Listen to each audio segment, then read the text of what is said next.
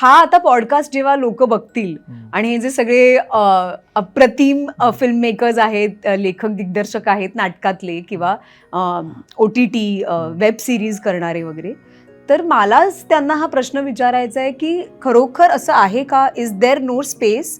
कारण from what I see, casting हे खूप रेपिटेटिव्ह आहे फिल्म्समध्ये. होय. प्रचंड प्रमाणात तिथे मग मला कळत नाहीये. Then may be that is the reason की मग त्या लोकांना, मग जर एखादी टीम चालली आहे, एखादी फिल्म, मग ती पुढची फिल्म जी करणार आहे ते प्रोडक्शन, तो दिग्दर्शक, तो म्हणतो की आपण थोडेफार बदल करून हीच टीम कंटिन्यू करू.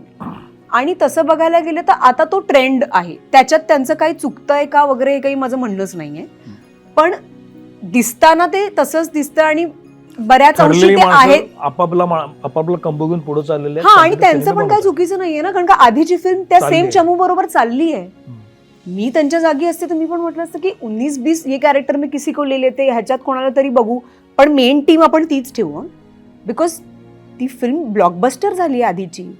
मग ही रिस्क कुठला प्रोड्युसर आणि निर्माता घ्यायला? निलेश साबळे तुम्हाला घेऊन सिनेमा का नाही बनवत आहे?